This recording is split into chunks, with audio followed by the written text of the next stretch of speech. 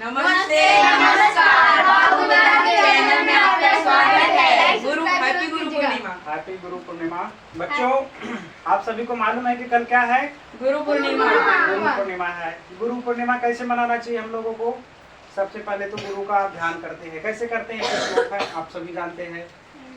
साथ में बोलेंगे, गुरु ब्रह्मा गुरु विष्णु गुरुदेवो महेश्वरा, गुरु साक्षात् परब्रह्म, तस्मै श्री गुरुवे नमः। आकाशमण्डलाकारं व्याप्तं चराचरं तत्पदं दर्शितेन तस्मै श्री गुरुवे नमः। हर हर महादेव। तो आज सुनिए, गुरु पूर्णिमा है।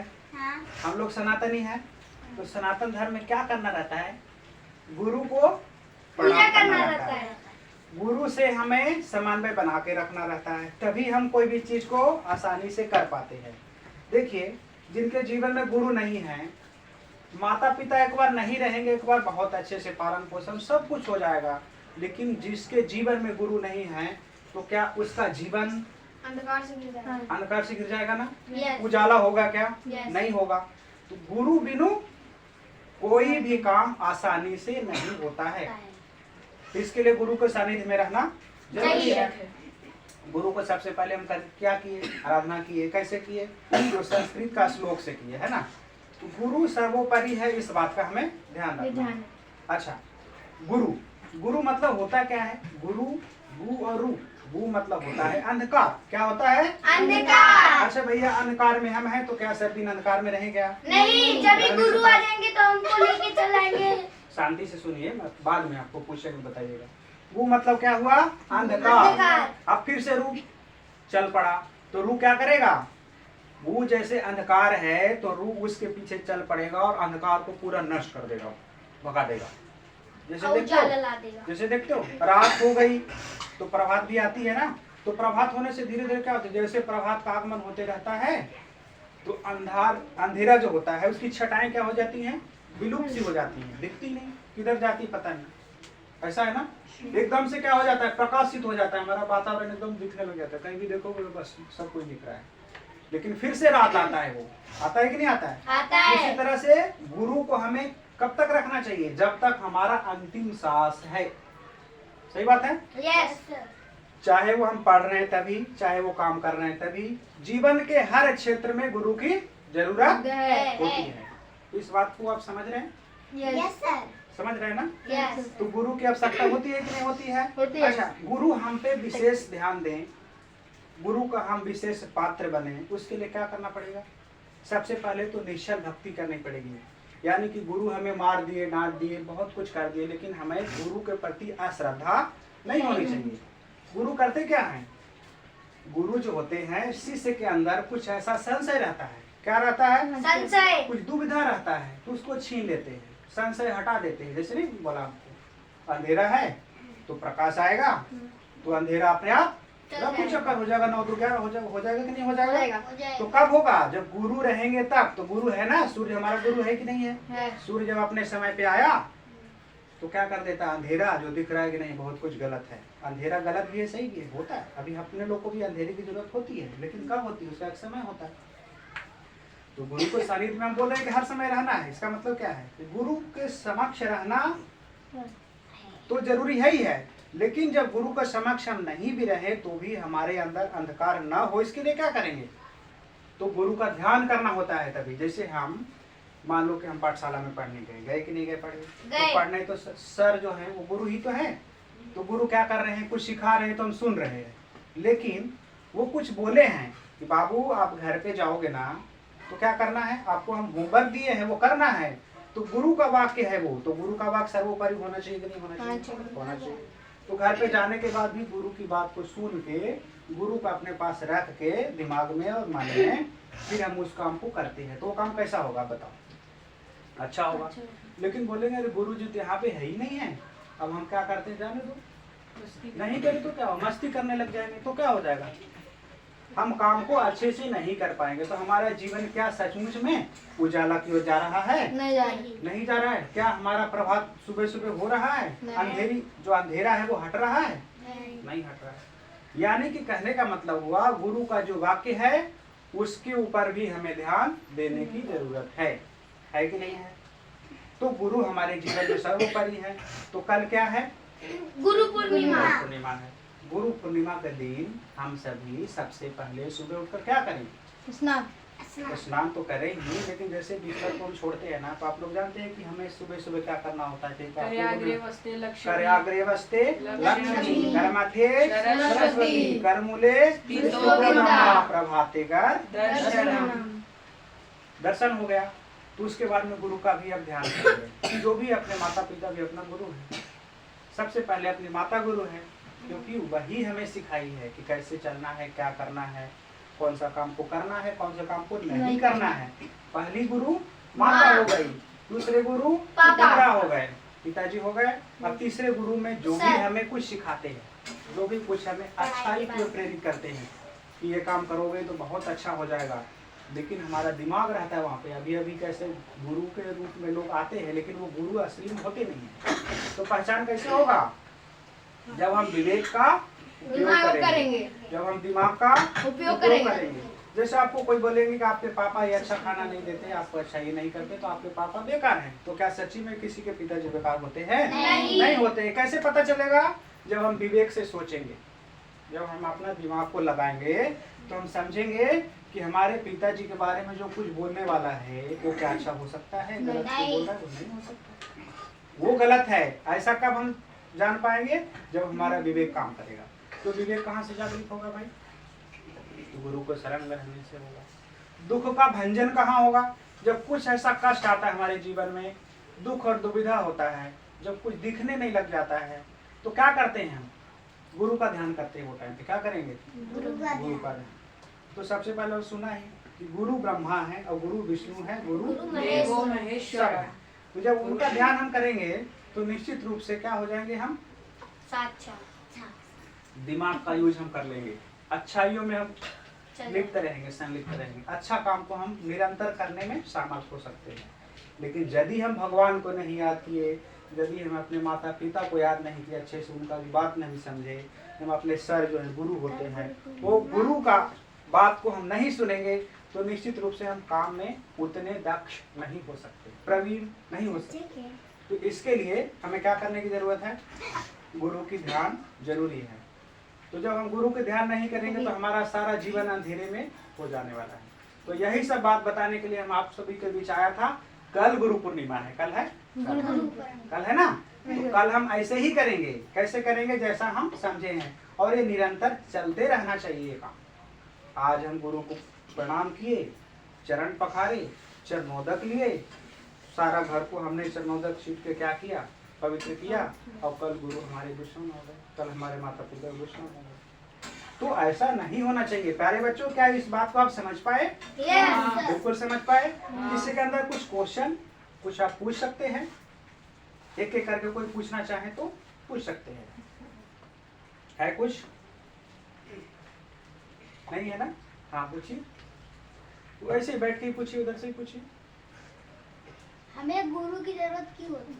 हाँ बहुत अच्छा है। गुरु की जरूरत इसलिए होती है बेटा कि जब गुरु नहीं रहे ना तो काम कोई भी हमें बहुत आसान नहीं लगता और बहुत हार्ड लगता है, लगता नहीं हो पाएगा। क्या लगता है? नहीं हो पाएगा। लेकिन गुरु के समक्ष समझाते हैं ना तो गुरु बता देते हैं कि देखो बेटा, ये आपको लग रहा अंधेरा है, अंधेरा नहीं है, मैं बताता हूँ, ऐसा जाओ, अच्छा दिखेगा आपको, सब वहां पे पहुंच पाओगे। तो गुरु जो बात बताते हैं ना उसको समझोगे और गुरु के समक्ष आप जाओगे तो आपका दुख का भंजन हो जाएगा, आपकी समस्या का समाधान हो जाएगा, आपके जो अंधेरे में आप जो हो उजाले में चले जाओगे, तो आपको सब कुछ अच्छे से दिखने लग जाएगा। इसके लिए गुरु की जरूरत होती है। हाँ पूछो। हमें दादाजी नाम न बड़े, अपने से बड़े को नाम नहीं लेना चाहिए।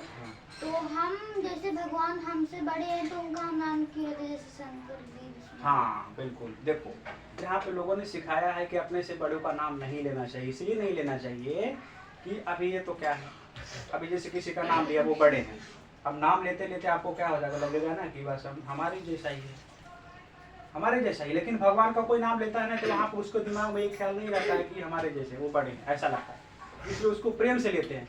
लेकिन यदि अपने से बड़े जो यहाँ पे हैं, अभी हमारे समक्ष हैं, उनको हम लेने से उनको चिढ़ लगता है, बोलता है अरे हमारा नाम क्यों ले रहा है, हम उसके रिश्ते में तो ये लगते हैं, तो क्यों लेता है। इसका मतलब हो जाता है कि उनको अच्छा नहीं लगता है।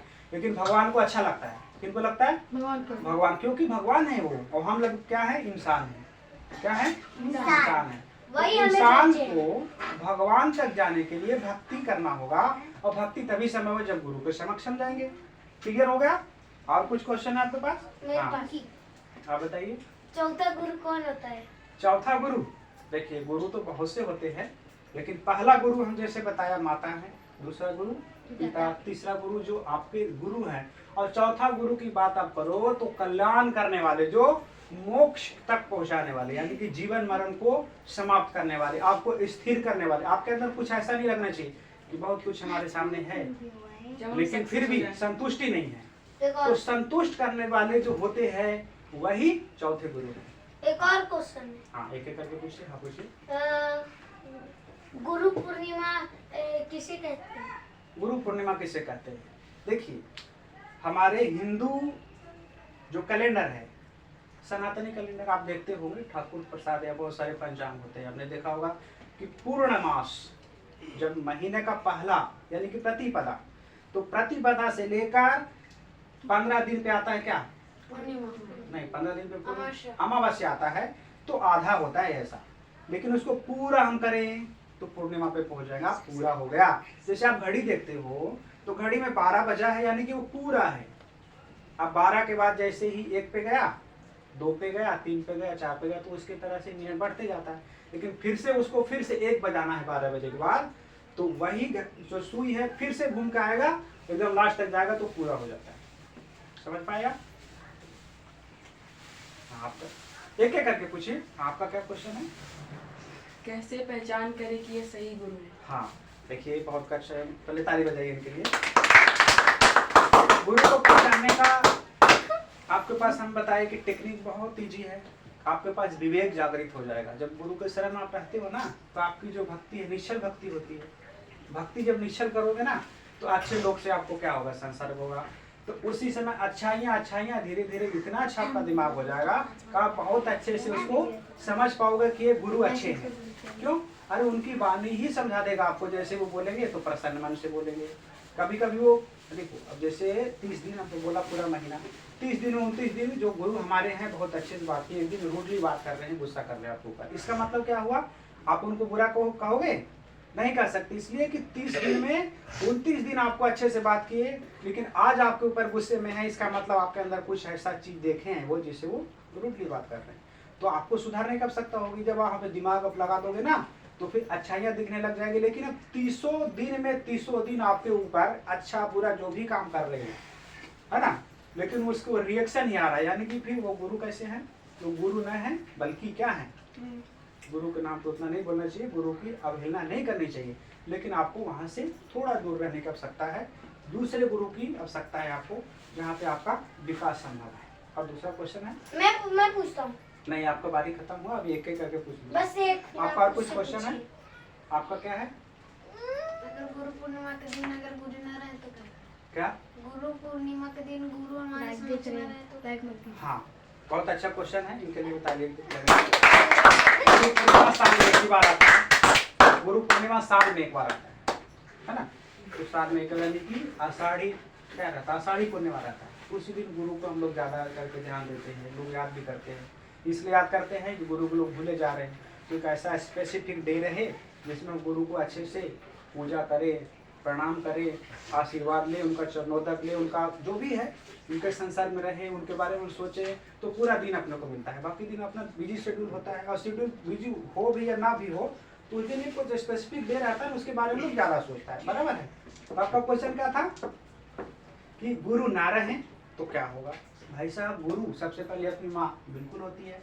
अरे माँ जो होती है ना, वो भले मर भी जाए ना, उनका देह नहीं भी रहे, तो भी माँ एक क्या है, शब्द है ना, तो उस शब्द को ध्यान रखो और मेडिटेशन करो कि माँ जहाँ भी आप हो बहुत अच्छे से रहो, पिताजी जहाँ पर हो बहुत अच्छे से रहो, आपने मुझे जन्म दिया, आपने मुझे बड़ा किया, आप यदि यहाँ पे हैं तो उनको क्या करना है, सुबह सुबह उठ के प्रणाम करो, माँ को गले से लगो, और ऐसा बोलना है कि बहुत अच्छा आपने जो भी,